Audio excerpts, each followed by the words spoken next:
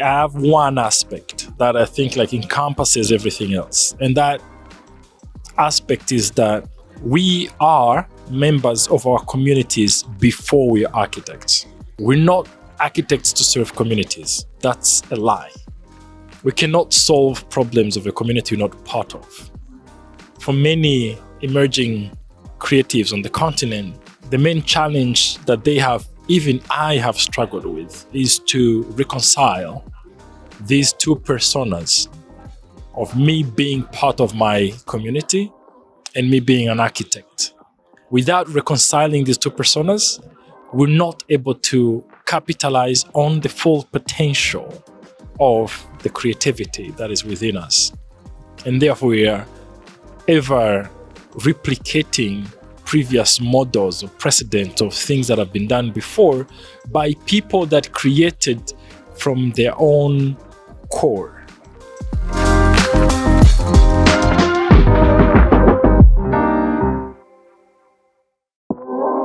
They are cultural values that are unique to my country, to my community, to my people and my population. And it's those values that should inform the process in which we create. I don't have aspects of an outcome because we have not invested in that process of creation, and therefore cannot speculate or preempt what will be the outcome. We must, as a community, as a group of creatives, have invested in the process of creation that is based on at least the values we've been able to establish. And every project we do, like project I speak about and some of my colleagues speak about, are an output of an architectural process of creation based on these values. Everything has to be contextualized.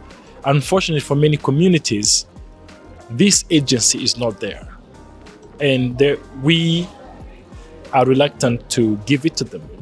My aspiration for people that will come after us who will be engaging in this work, especially those from the African continent, at least they should start from a place where they have all this canvas of their own communities in terms of values and what specific challenges they have to solve and everything to start from.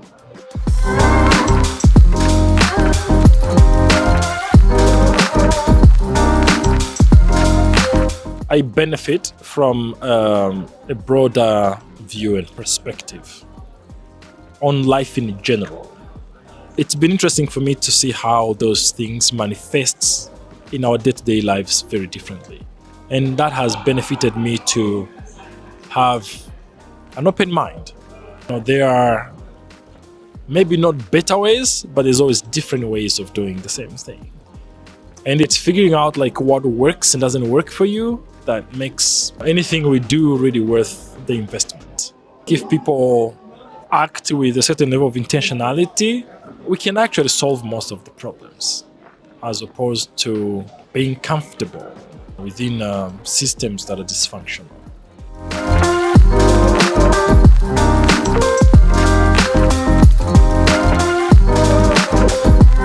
There is a fundamental disagreement between localization and globalization. We haven't really had an honest conversation about it, but everything that has been around this planet has been set up against localization. But I'm against the idea that globalization has to replace localization. I'm against the idea that then that globalization has to be applied to each and every single thing. Have we seen the resistance? Yes, because unfortunately, architecture and design seem to be this one thing that people are convinced has to be globalized. Localization of it is more important than its globalization. The contribution of the global perspective in the architectural creative processes is minimal and should be minimal. We need to think about them as concepts that we should question on how they either fit or not fit the purpose to which we want to serve a certain aspect of our lives. Unfortunately, the commercialization of everything, including globalization, is what is the market driving force to push out localization, because it is simply in the way of certain people's interests.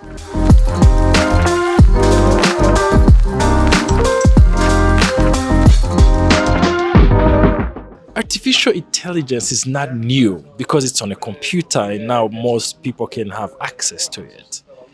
It has always existed in different forms, in like many different communities. Because like a tool has evolved to become more common and accessible does not mean it's going to overnight solve all our problems. As opposed to like being caught in this fear-mongering type of conversations, I would rather be engaged in conversations of people that see full potential, not just for commercial purposes, but truly interested in like how these tools can help us solve problems.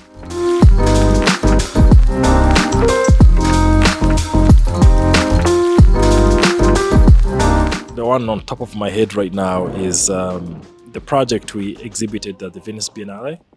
It's a project that like seeks to interrogate the whole idea of the architect, coming from this idea that it's not possible to truly create without being in harmony with your identity.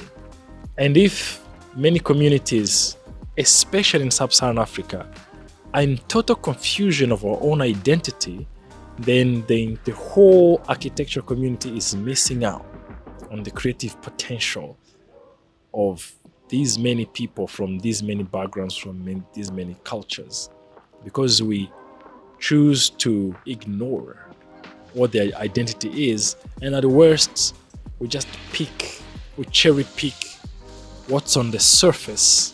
We barely scratch the surface of the depth of this iceberg of like what those identities are, and we call it the African vernacular architecture, and we move on.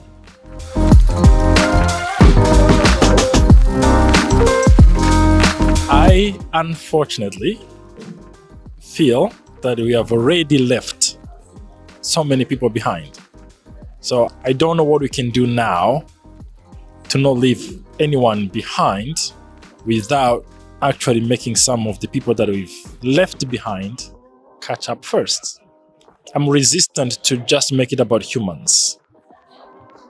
I think if we are the leading species on the planet and we claim that place, then we ought to be responsible for other species as well. We try to find like different ways of doing things in ways that can help us achieve better outcomes of these processes, whether design processes, production processes, means of productions, or outcomes, both physical and invisible or intangible.